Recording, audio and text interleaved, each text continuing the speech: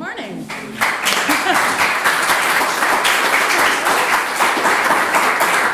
guys are so nice. All right, let me ask a question first. Is there anyone in this room who thinks that they have nothing to hide?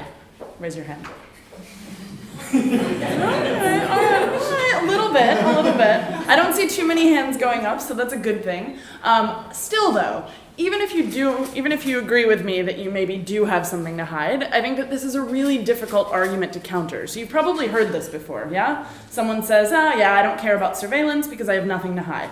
And you know what? I believe you. Maybe you don't. But the thing is that it kind of doesn't matter right now. Maybe you don't have anything to hide right now, but there's still a lot of good arguments to be made as to why you should consider this in your practices and why you should think about privacy as not just being about yourself, but being about everyone in your community. So I'm going to counter this with 4 arguments, and then I'm curious to hear what you think about that. And I've got my notes because it's Saturday morning and I've only had 2 cups of coffee. So the first counter-argument to I have nothing to hide. Well, turns out we don't always know all the rules, yeah? So I'm thinking about this from a US perspective. I'm from the US, I live here, but one of the interesting things about the US is just how many federal laws we have. In fact, it's more than 12,000 pages of federal laws. So if you can imagine this, you've got books upon books upon books containing all of the different laws that you have to deal with on a daily basis. Now, of course, the police are not looking for you in every situation. Of course, you're not going to get caught for everything. But let me tell you a funny story that my mother hates for me to tell, yeah? So, is everyone familiar with lobster, the delicious food or sea creature, maybe if you're vegetarian? So lobsters are really, really popular to eat where I'm from. So popular, in fact, that they used to feed them to prisoners. I'm not kidding. It was poor people's food, like, up until very recently. Now, of course, you can go to a restaurant and have a lobster for like 50 euros. But lobsters, okay, so you're like, where is this person going? What's she talking about?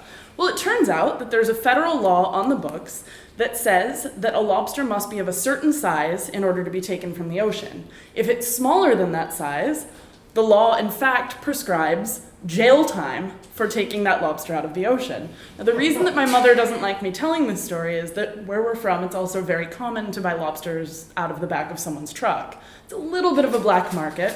It's not, we don't think of it as really illegal, but I guess now that I'm thinking of it in my mind, I probably should be familiar with that law. And of course, when you're buying things on the black market, they're not regulated. So the chance of that lobster being under the required size, it's pretty strong. And so, now that my mother knows about this law, maybe she does have something to hide. Maybe she thinks about this a little bit more. Maybe I think about it a little bit more. And so it comes to a point where we realize that, in fact, in this case, we do either have to change our behavior or have something to hide, yeah? So point 1, we don't always know the rules. Point 2, this is my favorite right now. So you're familiar with my president, yeah? You're president. Yeah, I wish he wasn't my president. I assume that there are no other Americans in the room. You can share my shame. Oh, okay, well, we can all share the shame.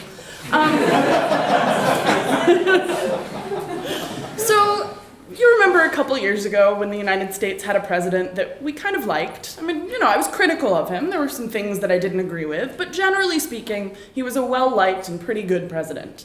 And I think that my fellow citizens made a huge mistake when that person was president, and the mistake that they made was that they didn't push him hard enough on surveillance. So President Obama was quite happy with the surveillance regime, and he, continued to sign executive orders that would continue the NSA to be able to spy not just on us, US citizens, but on you as Germans and other people all over the world. Even your chancellor was spied on by my government.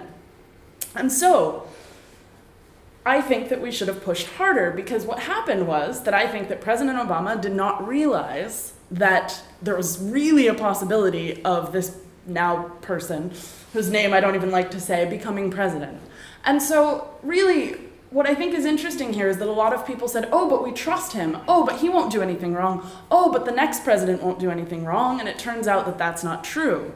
I'm not going to get into too many more politics here or explain what exactly is going on, but as you might imagine, the surveillance regime has already been co-opted to be used for harm. And so, Point 2 is that we don't always know who the next leaders or what the next laws will be. We might think that we're safe now. We might think, oh, we live in a fine society with fine leadership. But the fact is that things can change rapidly. And of course, if we look back through history, we know that that's true in a number of places, including, unfortunately, here. And so, as we think about that, point 2, you never know who's coming in next or what laws.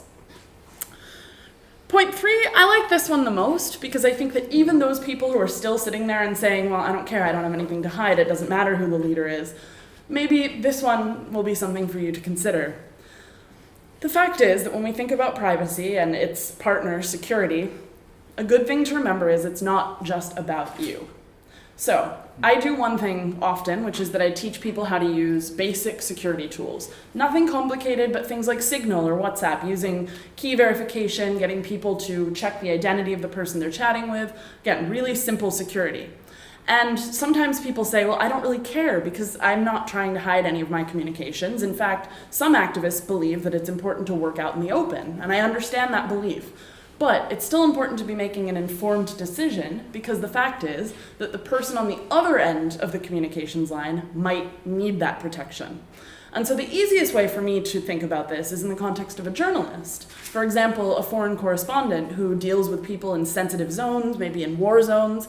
And so that journalist, we've all met a journalist in our lifetime. We know that they're brave people who are perfectly willing to put their lives on the line in many circumstances. But what about the person that they're communicating with, their source? That person might be in dire need of protection. And so in that context, it's pretty easy to see that it's not just about the journalist, it's also about the person they're communicating with. And that's true for you too. When you think about privacy, it's not only about you, it's also about everyone else in your network. And so that's point 3. Point 4, and I really like this one too, and I think that this is a really important one. So remember back when the world was flat? Yeah, we remember that, right? The world was flat once upon a time. It was flat. Of course it was flat. Because if you said that the world was round, you might get hanged. We all know that that's history, that there was a point in time where if you were to say, but the world is round, someone might say, no, and we're going to kill you now. Now, I know that that's just a silly and possibly exaggerated example, but there are a lot of movements throughout history that wouldn't have been able to exist if there had been ubiquitous surveillance. If we'd had cameras on us all the time and things scraping our email, we wouldn't have had scientific movements and ideas. We wouldn't have had the gay rights movement. We wouldn't have had a number of different civil rights movements throughout history because when you're constantly being watched, those kinds of movements that, yes, involve civil action or civil disobedience or sometimes even illegal disobedience, those movements would not have been able to thrive. And so we wouldn't have the scientific inquiry that we have now or the rights that we have now, all of those things, because if we're always being watched, we wouldn't be able to do that. And so last point is that under surveillance, without privacy, social movements can't thrive. So that's 4 points, and I'm going to give you just one more bonus 5th point. It's not on my index card, see? This is just 4 points. My bonus 5th point is, even if you don't have anything to hide, why would you want to give all that information up about yourself? I mean, this one to me is just, okay, maybe I don't have things to hide. I'm not perfect. I use Google. I use all of those things that my fellow privacy friends tell me, don't use that, this is bad, this captures too much data. I use all of them. Not because I have nothing to hide, but because I've made an informed decision balancing things like convenience and privacy. But the truth is, even with those choices that I make, I don't want all of that information about me being captured by companies, by governments, by anyone, because they don't need it. In fact, in most cases, they only need a limited amount of information about us, anonymized information, to make the world better. And so when we talk about smart cities, as Max said, smart cities are in some ways a great idea, but we don't want all of that information being handed over. And so what we want to do is we want to encourage companies and governments to narrow that window of information that they capture about us. So 5 points on why you actually do maybe have a little something to hide. Thank you.